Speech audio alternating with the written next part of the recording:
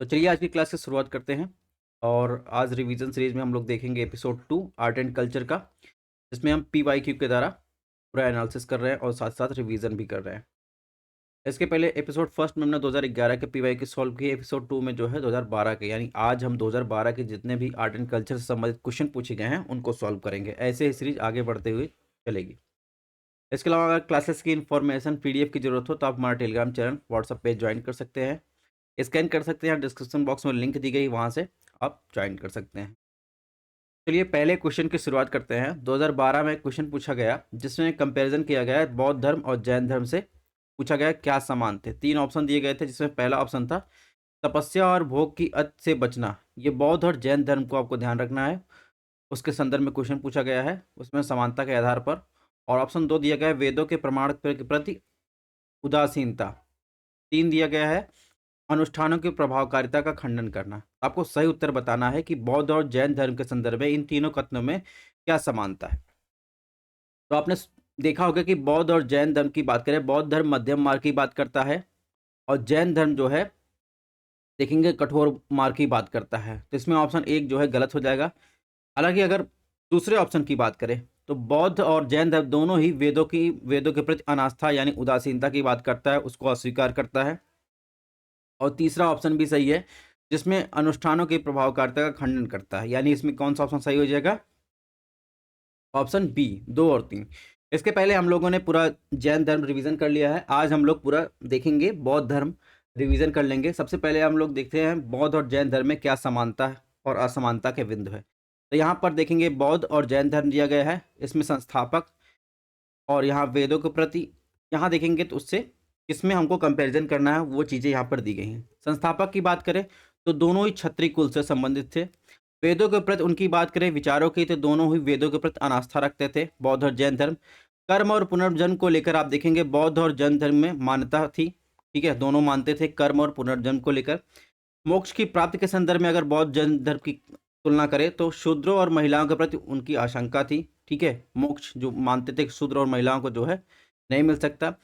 और जैन धर्म भी मानता था शूद्र और महिलाओं के प्रति उनकी आशंका रहती थी। मार्ग की बात करें तो बौद्ध धर्म मध्यम मार्ग की बात करता है।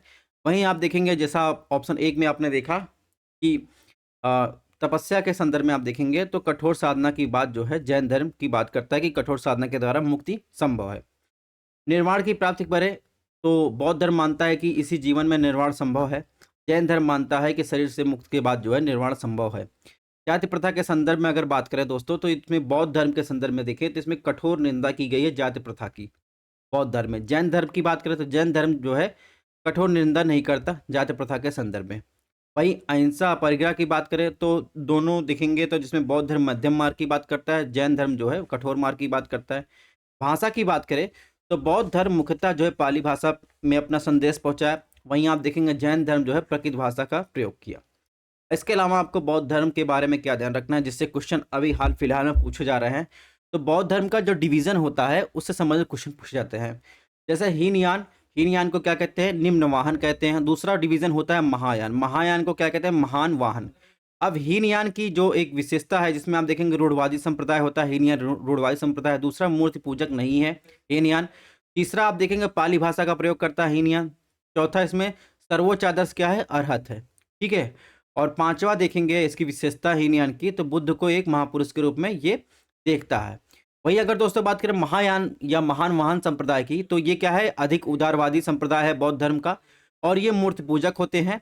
बुद्ध और बोधिसत्व के ईश्वर में विश्वास रखते हैं और संस्कृत भाषा का प्रयोग करते हैं। इसके अलावा देखेंगे तो कभी कभी पूछा जाता है, कई बार क्वेश्चन आ चुका है कि बोधिसत्व की अवधारणा किस धर्म से संबंधित है, यानी बौद्ध धर्म के किस शाखा से संबंधित है। तो बोधिसत्व की अवधारणा आपको ध्यान रखना है कि महायान शाखा संबंधित है, हीनयान शाखा से नहीं। यानी बोधिसत्व जो है बुद्ध को एक देवता के रूप में मानता है, ठीक है। ही कौन? महायान शाखा। अब इसके हीनयान के भी सब डिवीजन होते हैं, महायान के भी सब डिवीजन होते हैं। तो आपको इसी डिवीजन से संबंधित क्वेश्चन पूछा जाएगा। जैसे आप थेरवाद या वैभाषिक और सैद्धांतिक पूछा जाए किससे संबंधित है, आपको ध्यान रखना है ये हीनयान संबंधित है। वही वज्रयान जिसे तांत्रिक बौद्ध कहते हैं, शून्यवाद विज्ञानवाद किसे संबंधित है? ये महायान शाखा संबंधित है। इतनी बातें तो आपको ध्यान रखनी ही है। और कुछ बात कर लेते हैं। तो यहाँ पर देखेंगे तो कुछ बौद्ध काउंसिलें हुई, ठीक है। तो प्रथम बौद्ध काउंसिल होती है राजगिरी के सातापानी में, और इस राजा उस समय कौन थे? अजातशत्रु थे। अध्यक्ष उस समय महाकश्यप थे। आयोजन आप देखेंगे उपाल ने विनय पिटक का संकलन किया, आनंद ने सूत पिटक का संकलन किया। इनके बारे में हम लोग आगे देखेंगे। फिर आप देखेंगे मृत्यु के बुद्ध के जो है मृत्यु के ठीक बाद जो है प्रथम बौद्ध काउंसिल होती है। उसके बाद देखेंगे 1 शताब्दी बाद जो है सेकंड बौद्ध काउंसिल होती है। कहाँ पर? वैशाली में। उस टाइम राजा कौन थे? कालाशोक थे। अध्यक्ष तब कामी थे। ठीक है। यहाँ पर देखेंगे बौद्ध संप्रदाय देखेंगे स्थिरवाद यानी बुजुर्गों के शिक्षाओं के में विश्वास करने वाले, और महासंघिक का विभाजन होता है यानी पहला विभाजन होता है। इसके बाद थर्ड बौद्ध काउंसिल होती है पाटलिपुत्र में। उस समय राजा अशोक थे, और अध्यक्ष थे मोगलीपुत्र तीसरे। ठीक है। इसमें जो है अंतिम खंड जिसे कथा वस्तु कहते हैं वो कहा जाता है। इसमें अधितम पिटक जोड़ा गया। ठीक है। और इसके अलावा इसमें क्या होता है? इसमें स्थिरवादियों ने स्वयं को मजबूती के साथ स्थापित किया और गैर रूढ़वादी को निष्कासित कर दिया गया। फिर आप देखेंगे फोर्थ बौद्ध काउंसिल होती है कहाँ? कुंडलवन श्रीनगर में। ठीक है। उस समय राजा कनिष्क थे और अध्यक्ष थे पशुवित्र। ठीक है। और इसके अलावा एक चीज आपको ध्यान रखना है कि बुद्ध ने जो भी अपना उपदेश दिया वो सदैव मौखिक रूप में दिया है। ठीक है। उसने अपने जीवन काल के दौरान यानी बुद्ध ने अपने जीवन काल के दौरान कुछ भी लिखा नहीं है, सब मौखिक रूप में दिया गया है। अगर थेरवाद की बात करें, थेरवाद क्या कहते हैं? थेरवाद का अर्थ होता है बुजुर्गों का मार्ग। यह क्या था? यह बौद्ध धर्म का एक रूढ़वादी रूप माना जाता है। इसका प्राथमिक लक्ष्य क्या था? क्लेशों की समाप्ति और निर्वाण प्राप्त करना। ठीक है। इतना आपको ध्यान रखना है। ठीक है। अन्य शाखाएं समितियां और वत्सपुत्रियां, ये दोनों शाखाएं थी, और इसके बारे में अगर आपको डिटेल पढ़ना हो तो आप यहाँ से पढ़ सकते हैं। इसके बाद महासंघिक की बात करें तो महासंघिक बौद्ध समुदाय का पहला विभाजन होता है सेकंड बौद्ध काउंसिल के दौरान। ठीक है। यानी एक थे आकर्ण्यवादीन जो पारंपरिक शिक्षा के अनुसारी थे, दूसरा थे स्थिरवादीन जो बुजुर्गों की शिक्षा के अनुयायी थे। ठीक है। तो ये चीजें भी ध्यान रखना है। नेक्स्ट बात करें हीनयान बौद्ध धर्म, जिसे निम्न वर्ग, जिसके बारे में हमने पढ़ा, तो ये क्या है? बौद्ध धर्म का एक रूढ़वादी संप्रदाय है। इसके बारे में हम लोग पढ़ ही चुके हैं। इसमें आपको ये ध्यान रखना है कि हीनयानों ने बुद्ध को देवता के रूप में अस्वीकार करते हुए उन्हें एक साधारण मनुष्य के रूप में देखा था। ठीक है। तो ये आपको पहला कंपैरिजन जो हमने करवाया है बौद्ध धर्म और का डिवीजन का, ये आपको ध्यान रखेंगे तो सारी चीजें कवर हो जाएंगी। ठीक है। और एक चीज आपको ध्यान रखनी है कि सम्राट जो अशोक थे वो हीनयान बौद्ध धर्म के संरक्षण दिया था। ये चीजें भी आपको ध्यान रखनी है। महायान की बात कर ही चुके हैं कि बौद्ध सत्य की अवधारणा उभरी। ये आपको ध्यान रखना है कि बुद्ध की एक देवता के रूप में उन्होंने मान्यता दी, और मूर्ति पूजा का चलन यहाँ पर महायान बौद्ध धर्म से शुरू होता है। ठीक है। और इसके अलावा इसमें देखेंगे तो बौद्ध सत्य की बात करें तो इसमें पूछा गया था, एक बार मैत्रेय के बारे में पूछा गया था। ये किससे संबंधित? मैत्रेय का मतलब होता है अजीता बोधिसत्व, भविष्य में बुद्ध के रूप में जाना जाने वाला। ठीक है। तो ये चीजें आपको ध्यान रखनी है कि औलोकेतेश्वर, मंचश्री, तारा, इनके बारे में क्या है। जैसे तारा की बात करें तो महायान में महिला बोधिसत्व, वज्रयान में महिला बुद्ध, इन सब के बारे में ये चीजें आपको ध्यान रखनी है। ठीक है। अब इससे देखा महायान शाखा का फिर डिवीजन इसमें दिखा माध्यमिका यानी शून्यवाद, यानी सब कुछ शून्य है जिनका मानना था, योगाचार, योगाभ्यास। ठीक है। इनके विचारक कौन थे? नागार्जुन। तो इनके बारे में भी आप पढ़ सकते हैं। फिर आप देखेंगे वज्रयान आ जाएगा। वज्रयान भी एक देखेंगे बौद्ध महायान बौद्ध धर्म की एक शाखा है।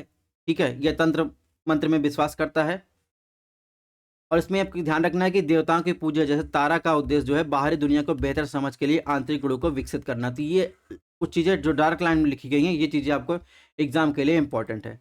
इसके अलावा देखें दोस्तों बौद्ध काउंसिल की बात करें तो इसमें विनय पिटक की हमने बात की। विनय पिटक क्या है? इसमें मठ के नियमों को नैतिक अनुशासनों पर केंद्रित है, जिसमें विनय पिटक में ये सब लिखा गया। सुत्त पिटक की बात करें, इसमें बुद्ध के प्रवचनों और शिक्षाओं को जो है इसमें संकलित किया गया था। ठीक है। वहीं अधितम पिटक की बात करें, अधितम पिटक में क्या होता है? बौद्ध दर्शन की व्याख्या की गई थी। तो इसमें हमने जो काउंसिल में हमने ये वर्ड पढ़े थे उनका ये मतलब होता है, इसको भी आपको ध्यान रखना है।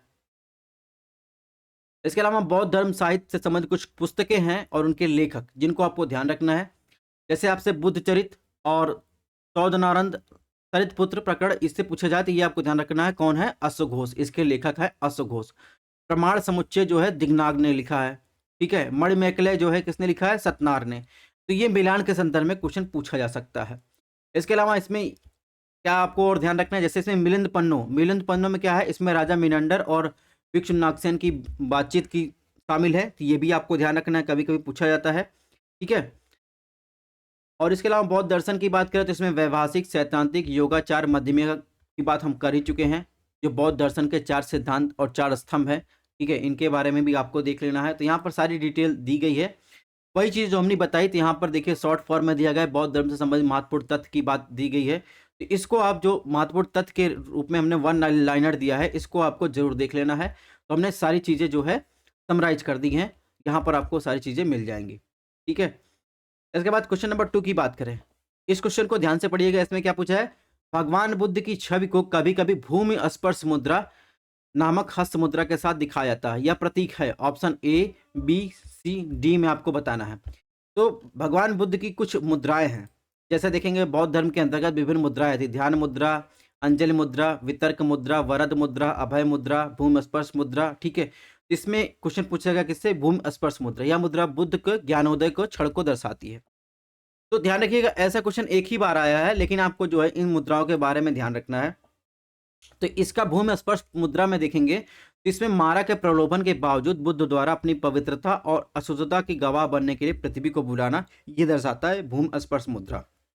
यानी इसमें ऑप्शन बी सही हो जाएगा। तो यहाँ पर देखिए इसमें ये सारी चीज़ें लिखी गई है कि भूमि स्पर्श मुद्रा क्या होता है? पृथ्वी को छूने के रूप में भी जाना जाता है। बुद्ध के जागरण के क्षण के प्रतिनिधित्व करता है, क्योंकि यह पृथ्वी के अपने ज्ञान के साक्षी के रूप में दावा करता है। ठीक है?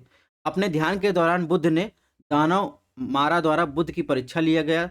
मारा ने अपनी सेनाएं भेजी। ठीक है? ये उनकी व्याख्या है कि जो भूमि स्पर्श मुद्रा में मारा के संदर्भ में ये व्याख्या की गई है। तो इसको भी आपको ध्यान रखना है। इसके अलावा आप देखेंगे वही सारी मुद्राएं मैंने डिटेल में यहाँ पर दी गई हैं, इसको आपको पढ़ लेना है।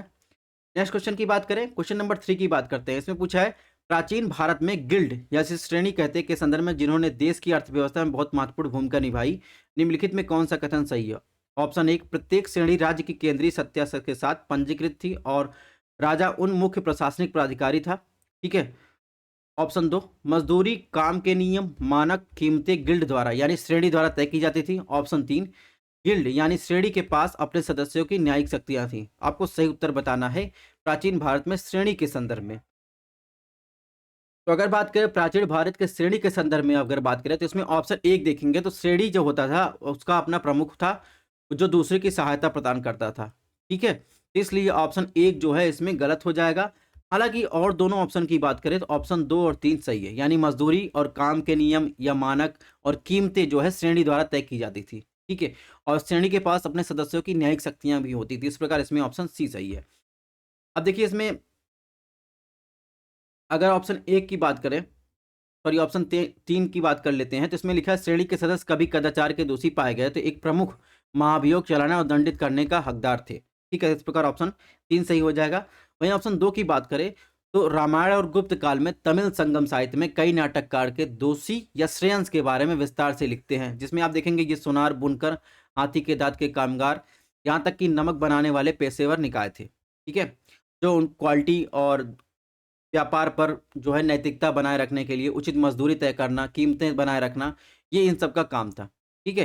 तो ये बातें हो गई श्रेणी की, जिसमें ऑप्शन 2 और 3 सही है। क्वेश्चन नंबर 4 की बात करते हैं। इसमें पूछा है प्राचीन भारत में वैज्ञानिक प्रगति के संदर्भ में नीचे दिए गए कथनों में कौन सा कथन सही है? ऑप्शन 1, पहली शताब्दी ईस्वी तक विभिन्न प्रकार के विशिष्ट शल्य चिकित्सा उपकरण आम उपयोग में थे। तो आपको ध्यान रखना इसमें क्या पहली शताब्दी ये अंडरलाइन कर लीजिए, विशिष्ट शल्य उपकरण चिकित्सा आम उपयोग में थे। ऑप्शन 2, मानव शरीर में आंतरिक अंगों का प्रत्यारोपण तीसरी शताब्दी ईस्वी की शुरुआत से हो गया था। ऑप्शन 3, कोण की ज्या की अवधारणा 5वीं शताब्दी ईस्वी में ज्ञात हुई थी। ऑप्शन 4, चक्री चतुर्भुज की अवधारणा 7वीं शताब्दी में ज्ञात हुई थी। आपको सही उत्तर बताना है। तो इसके बाद 2012 के बाद से ऐसा क्वेश्चन जो है आर्ट एंड कल्चर में पूछा नहीं गया है, लेकिन क्वेश्चन पूछा गया तो आपको ध्यान भी रखना है। तो आप देखेंगे जिसमें इसमें विशिष्ट शल्य चिकित्सा उपकरण की बात करें जो आम उपयोग की बात कर रहा है, तो यहाँ पर आप देखेंगे सॉरी, तो इसमें जो है जो चौथा ऑप्शन है जिसमें कह रहा है कि चक्री चतुर्भुज की अवधारणा जो है 7वीं शताब्दी में आई। ठीक है? तो इसमें आप देखेंगे तो चक्री चतुर्भुज की अवधारणा 7वीं शताब्दी ईस्वी में जानी जाती है, जब ब्रह्मगुप्त की ओर संकेत करती है। ठीक है? और जिन्होंने वक्री चतुर्भुज का जो है प्रतिपादन किया था। तो ये चीज़ें भी यहाँ पर आप देख रहे हैं। जहाँ तक पहली शताब्दी की बात है तो इसमें विभिन्न प्रकार के विशिष्ट शल्य चिकित्सा उपकरण के उपयोग आम हो गए थे और मानव शरीर में आंतरिक अंगों का प्रत्यारोपण 6ठी शताब्दी के आसपास शुरुआत मानी जाती है। तो ये भी आप देख सकते हैं। और इसके अलावा कोण की ज की अवधारणा देखेंगे 5वीं शताब्दी के ईस्वी के आसपास देखेंगे आर्यभट्ट के सूर्य सिद्धांत की ओर संकेत करती है। तो इस प्रकार इसमें देखेंगे 1, 3, 4 जो है सही सुमेलित हैं। और जहाँ तक इसमें मानव शरीर के आंतरिक अंगों का प्रतिरूपण की बात इसमें 3री शताब्दी दिया है, जिसमें देखिए क्या लिखा है 6ठी शताब्दी के आसपास ये शुरुआत होता है। तो इसमें ऑप्शन 2 एलिमिनेट कर दीजिए, यानी ऑप्शन सी जो हो जाएगा वो सही हो जाएगा। नेक्स्ट क्वेश्चन की बात करें तो प्रारंभिक वैदिक आर्यों का धर्म मुख्यतः क्या था? भक्ति, छवि पूजा यानी इमेज की वर्शिप और यज्ञ करना, ऑप्शन सी प्रकृति और यज्ञ की पूजा करना, ऑप्शन डी प्रकृति और भू भक्ति की पूजा करना, ठीक है, यानी भक्ति करना। तो आप देखेंगे जो प्रारंभिक जो वैदिक आर्य थे उनका जो मेन काम था वो यज्ञ को जो है बहुत ज़्यादा महत्व देते थे, अश्वयज्ञ होगा, और प्रकृति की पूजा करते थे, यानी ऑप्शन सी इसमें सही हो जाएगा। ठीक है, इसमें कोई कन्फ्यूजन नहीं होनी चाहिए। नेक्स्ट क्वेश्चन की बात करें, इसमें देखिए इसमें नागर, द्रविड़ और वेसर क्या है? ये भी पूछा है, एक ही बार क्वेश्चन आया है। तो ये क्या है? ये मंदिर वास्तुकला निर्माण की 3 मुख्य शैलियाँ हैं। ठीक है, तो सीधे-सीधे इसमें हो जाएगा, इसमें ज़्यादा डिस्कस करने की ज़रूरत नहीं है। तो आप देखेंगे ब्राह्मण हिंदू धर्म में मंदिरों के निर्माण की 3 प्रकार की शैलियाँ पाई जाती हैं, जिसमें नागर, द्रविड़ और बेसर होती हैं। ठीक है, और नागर शब्द का होता है नगर से बना है। ठीक है, 8वीं से 13वीं शताब्दी के बीच जो है उत्तर भारत में मौजूद जो शासक थे उनको वंशों द्वारा इसे संरक्षण दिया गया। एक चीज़ आपको ध्यान रखना है, जो नॉर्थ इंडिया में जो शैली मंदिर निर्माण शैली पाई है उसे नागर कहते हैं, साउथ इंडिया में उसे कहते हैं द्रविड़ कहते हैं, जो मध्य भाग में पाई जाती है दोनों के संगम में क्या कहते हैं? बेसर शैली कहते हैं। ये आपको ध्यान रखना है। ठीक है, और नागर शैली की पहचान की विशेषता हम देखेंगे तो यहाँ पर देखेंगे समतल छत होती है और इसके ऊपर देखेंगे उठी हुई शिखर होती है। ठीक है, तो ये चीज़ें कुछ विशेषता हैं जिनको आपको ध्यान रखना है। बाकी आप देखेंगे इसमें यहाँ पर एक कलश पाया जाता है नागर शैली में। ठीक है, नॉर्थ इंडिया में होता है। एक देखेंगे तो यहाँ पर आमलक होता है, ठीक है, कलश के नीचे। फिर एक शिखर पाई जाती है और बीच में आप देखेंगे मंडपम। ठीक है, तो ये नागर शैली की विशेषता होती है। इसके बाद देखेंगे द्रविड़ शैली। द्रविड़ शैली आप देखेंगे कृष्णा नदी से लेकर कन्याकुमारी तक ये द्रविड़ शैली पाई जाती है, यानी कहाँ पर? साउथ इंडिया में। ठीक है, यहाँ पर गोपुरम, मंडपम, ठीक है, शिखर, और आप देखेंगे विमान, गर्भगृह। ये अगर ये वर्ड पूछा जाए तो ये आपको ध्यान रखना है, द्रविड़ शैली की विशेषता में ये सारी चीज़ें पाई जाती हैं। ठीक है, और इसके अलावा ध्यान रखना पल्लवन ने द्रविड़ शैली को जन्म दिया। चोल काल में इसने ऊंचाइयां हासिल की, विजय काल के बाद यह इसकी जो है आप देखेंगे इसके निर्माण शैली में कमी आती दिखाई देती है। और कुछ उदाहरण बात करें तो मीनाक्षी का जो मंदिर है, रंगनाथ मंदिर है और रामेश्वर मंदिर कुछ जो है द्रविड़ शैली के जो प्रमुख उदाहरण हैं। और इसके अलावा देखेंगे यूनेस्को विश्व विरासत सूची में देखेंगे तंजौर का बृहदेश्वर मंदिर जो है चोल शासकों द्वारा निर्माण किया गया, इसे शामिल किया गया था। तो ये कुछ मोटा-मोटा इसको आपको इसमें कुछ इसके मंदिर के निर्माण शैली में ये चीज़ें ध्यान रखनी है। अब जो मध्य की शैली है, जैसे मैंने बताया मध्य भारत में यानी नॉर्थ और साउथ इंडिया के बीच में जो मंदिर निर्माण शैली उसे क्या कहते हैं? बेसर शैली है। तो ये भी आपको ध्यान रखना है, ये चालुक्य शैली भी इसे कहती हैं। और इसके अगर विस्तार की बात करें तो विंध्याचल पर्वत से लेकर कृष्णा नदी तक ये पाया जाता है। ठीक है, इस काल में देखेंगे उड़ीसा, गुजरात, राजस्थान, बुंदेलखंड में स्थापत्य ज़्यादा महत्वपूर्ण है। और उदाहरण की बात करें वृंदावन का वैष्णव मंदिर गोपुरम बनाया गया है। और इसी दौरान देखेंगे दक्षिण भारत के चालुक्य और पल्लव राष्ट्रकूल कालीन चोल युगीन स्थापत्य अपने विशिष्टता के साथ सामने आते हैं। ठीक है, तो आप देखेंगे नॉर्थ इंडिया में देखा क्या हो जाएगा? नागर शैली मिल जाएगा, और द्रविड़ शैली आप देखेंगे साउथ इंडिया में मिल जाएगा, और मध्य में देखेंगे यानी मध्य भारत में आपको बेसर शैली मिल जाएगा। तो इतनी चीज़ें आपको ध्यान रखनी है। 1-2 बार क्वेश्चन पूछा गया है, तो इसमें ज़्यादा कुछ खास आपको ध्यान रखने की वैसे तो अंदर जाने की ज़रूरत नहीं है। नेक्स्ट क्वेश्चन की बात करें, क्वेश्चन नंबर 7 में देखेंगे भारत की प्रमुख परंपराओं में से एक है जिसे सदियों से जीवित रखा गया है, ध्रुपद। ध्रुपद के संदर्भ में इसमें पूछा आपको सही कथन बताना है। ध्रुपद का उद्भव और विकास मुगल काल के दौरान राजपूतों द्वारा हुआ। ठीक है, ऑप्शन 2 ध्रुपद मुख्यतः भक्ति और आध्यात्मिक संगीत है। ऑप्शन 3 ध्रुपद आलाप के मंत्रों के संस्कृत अक्षरों का उपयोग किया जाता है। आपको सही उत्तर बताना है। तो सबसे पहले आपको पहला ऑप्शन ध्यान रखना है। जो ध्रुपद एक संगीत की परंपरा, हिंदुस्तानी शास्त्रीय संगीत की परंपरा है। ठीक है, तो आप देखेंगे ध्रुपद जो होता है वो सामवेद के प्राचीन पाठ से इसकी उत्पत्ति का पता चलता है। ठीक है, तो इस प्रकार इसमें क्या हो जाएगा? ऑप्शन 1 जो है गलत हो जाएगा। लेकिन अगर यही क्वेश्चन वर्तमान संदर्भ में 2024 में आता है तो इसमें ऑप्शन क्या पूछा जाता है? केवल 1 कथन सही है, केवल 2 कथन सही है, केवल 3 कथन सही है। इसलिए आपको तीनों ऑप्शन क्लियर रहने चाहिए। कहने का मतलब इसमें ऑप्शन 1 जो है गलत हो जाएगा, क्योंकि आप ध्रुपद के संदर्भ में देखेंगे सामवेद से देखेंगे ये परंपरा दिखाई देती है। और वहीं अगर ध्रुपद के संदर्भ में दूसरे कथन की बात करें तो यह भक्ति संगीत आध्यात्मिक संगीत के रूप में देखा जाता है, जो राग की शुद्धता को बनाए रखने पर जोर देता है। ठीक है? और ध्रुपद संस्कृत अपने आप में संस्कृत भाषा की लिपियों के साथ विकसित हुआ है। तो इसमें देखेंगे तो ऑप्शन 1 गलत हो जाएगा, तो इसमें ऑप्शन बी यानी 2 और 3 सही हो जाएंगे। नेक्स्ट क्वेश्चन की बात करें तो अगर आर्ट फॉर्म से बात करें, ठीक है, यानी नाट्य से बात करें, नृत्य से बात करें, तो एक क्वेश्चन पूछा गया है। हालांकि धीरे धीरे जैसे आगे आएंगे तो इससे जो है क्वेश्चन कम पूछे जाते रहे हैं, लेकिन तब भी हम इसको रिवीजन कर लेते हैं। जैसे इसमें पूछा है कुचिपुड़ी और भरतनाट्यम के बीच अंतर पूछा है, कैसे करते हैं। ठीक है, तो कुचिपुड़ी में नर्तक कभी कभी संवाद बोलते हैं, लेकिन भरतनाट्यम में नहीं। अब आपको ऑप्शन 2 ध्यान रखना है। पीतल की थाली के किनारों पर पैर रखकर नृत्य करना भरतनाट्यम की विशेषता है, यहाँ पर अंडरलाइन कीजिएगा। लेकिन कुचिपुड़ी नृत्य में इस प्रकार की गतिविधियां नहीं होती। ये देखिए यहाँ पर जस्ट रिवर्स आंसर दिया है कि पीतल की थाली के पैरों पर किनारे रखकर जो है नृत्य करना, ये कुचिपुड़ी नृत्य की विशेषता है। तो इसमें ऑप्शन 2 गलत हो जाएगा। ठीक है, ऑप्शन 1 जो है सही है। अब चलिए दोनों के बारे में हम लोग देख लेते हैं। कुचिपुड़ी की बात करें, जिसे मटका नृत्य कहते हैं, ये आंध्र प्रदेश के कुचलमपुरम गांव में ये कुचिपुड़ी कहलाया। ठीक है, और इसके अलावा कुचिपुड़ी नृत्य में पद संरक्षण हस्त मुद्रा का विशेष महत्व होता है। और इस नृत्य में खास विशेषता पीतल की तल पर नर्तकियों द्वारा पैर रखकर नृत्य किया जाना है। ठीक है, और सर पर जो क्या रखते हैं, जल से भरा हुआ कलश रखते हैं। ठीक है, इसे क्या कहते हैं, सारंगम कहते हैं। और इस नृत्य में यक्षगान परंपरा भी शामिल है। ध्यान रखना कुचिपुड़ी किस संबंधित है, आंध्र प्रदेश से संबंधित है। अगर आपको कंपैरिजन देखना हो तो यहाँ पर कुचिपुड़ी और भरतनाट्यम में आप देख सकते हैं, जिसमें कुचिपुड़ी आंध्र प्रदेश का एक शास्त्रीय नृत्य है, भरतनाट्यम तमिलनाडु का शास्त्रीय नृत्य है। और कुचिपुड़ी अधिक गोलाकार मुद्राएं होती हैं, जबकि भरतनाट्यम मूर्तिकला मुद्राएं होती हैं। ठीक है, यह मनुष्य के ईश्वर से जुड़ने की अटूट इच्छा को दर्शाता है कुचिपुड़ी।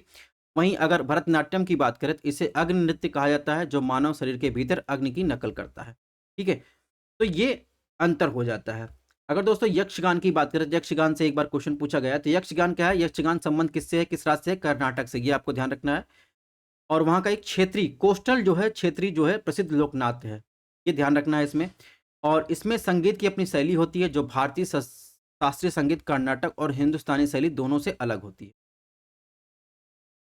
और इसकी एक विशेषता है कि यह बहुत धार्मिक समिति होती है, जिसमें हिंदू, ईसाई, मुस्लिम शामिल होते हैं। तो ये तो बात हो गई यक्षगान की। कुछ अन्य जो है नृत्य परंपरा की बात करें, जैसे कथकली पूछा जाए, कथकली का संबंध केरल से है। ठीक है, और इसमें देखेंगे पुरुष प्रधान नृत्य होने के कारण स्त्री पात्र नृत्य भी पुरुष भी करते हैं। इस तरह मुख्यतः पुरुष नृत्य के रूप में जाना जाता है। लेकिन बाद में देखेंगे तो रागिनी देवी के आने के बाद जो है पुरुषों का एकाधिकार जो है टूट जाता है। इसमें कथकली की एक विशेषता आप देखेंगे तो जो नर्तक होता है उसके मुख पर देखेंगे तो कुछ रंग हरे और लाल रंग के रंग लगे होते हैं, जिसमें हरा रंग होता है सद्गुण, ईश्वर और मर्यादा का प्रतीक होता है। लाल रंग देखेंगे तो पाप का सूचक होता है। ठीक है, तो ये चीज़ें भी आपको ध्यान रखना है। प्रमुख कलाकार की बात करो, रमन कुट्टी नायर और कलामंडलम गोपी इसके प्रमुख कलाकार हैं। ठीक है, इसके अलावा बात करें नेक्स्ट मोहिनी अट्टनम। मोहिनी अट्टनम भी केरल संबंधित है, ये केरल का प्रमुख नृत्य है। महिलाएं इसका एकल प्रदर्शन करती हैं। और सुनंदा नायर, पल्लवी कृष्णन इसके उल्लेखनीय कलाकार हैं। कुछ न्यूज़ में था। ठीक है, इसके प्रसिद्ध नृत्यांगना थी मोहिनी अट्टनम की कनक रेले, जिनका जो है आप देखेंगे तो 22 फरवरी 2023 को निधन हो गया। तो इनके बारे में भी आपको ध्यान रखना है। ओडिसी नृत्य की बात करें, इसका संबंध उड़ीसा संबंधित है। ठीक है, और यह कृष्ण के प्रति जो है भक्ति को ये व्यक्त करता है। और ध्यान रखिएगा इस नृत्य शैली में वैष्णववाद और शिव, सूर्य, शक्ति जैसे हिंदी देवताओं को जुड़े विषय शामिल किए जाते हैं। ठीक है, और यहाँ पर ये आपको ध्यान रखना है, इसमें ये अंडरलाइन कर लीजिएगा, यह जयदेव के गीत गोविंद के विषयों पर आधारित है। यह नायक नायिका के भाव का एक गहन उदाहरण है। इसमें इससे क्वेश्चन पूछा गया है। ठीक है, और इसमें देखेंगे चौक, त्रिभंगा दोनों ही बुनियादी मुद्राओं में आपस में बनाई गई हैं। ठीक है, ओडिसी नृत्य के संबंध में ध्यान रखना है। यानी आप देखेंगे ये चौक मुद्रा हो गई, त्रिभंगी मुद्रा, हस्त मुद्रा हो गई। ठीक है, तो इसके बारे में भी आपको ध्यान रखना है। नेक्स्ट बात करेंगे मणिपुर नृत्य, इससे संबंधित है, ये आपको ध्यान रखना है, असम से संबंधित है। असम और देखेंगे तो पश्चिम बंगाल में भी आपको देखने को मिलेगा। ठीक है, और मणिपुर त्यौहार जिसे लाई होरबा की बात करें तो ये उसके नाम से भी जाना जाता है, विशेष रूप से वैष्णववाद पर आधारित है। ठीक है, कथक की बात कर रहे हैं तो कथक देखेंगे तो हिंदू मुस्लिम सांस्कृतिक समन्वय का प्रतीक है। ठीक है, और एकमात्र शास्त्रीय संगीत है जिसका संबंध उत्तर भारत में मुस्लिम संस्कृति से रहा है। और 19वीं शताब्दी में अवध के अंतिम नवाब वाजिद अली शाह ने इसका संरक्षण दिया और आप देखेंगे इस टाइम ही कथक का स्वर्णिम युग देखने को मिलता है। इसमें कई घराने आपको देखने को मिलेंगे संगीत के, जैसे आप देखेंगे जयपुर घराना, लखनऊ घराना, बनारस घराना, रायगढ़ घराना। तो ये जो है, जिसमें रायगढ़ घराना सबसे नया घराना है, ये घराने आपको देखने को मिलेंगे। ठीक है? और इसके अलावा अभी ध्यान रखना है कि प्रसिद्ध अगर बात करें तो एक न्यूज़ में था, पंडित बिरजू महाराज का अभी हाल फिलहाल में 17 जनवरी 2022 को निधन हो गया। तो इनका संबंध आपको ध्यान रखना है, बनारस बनारस घराने से संबंधित है। ठीक है?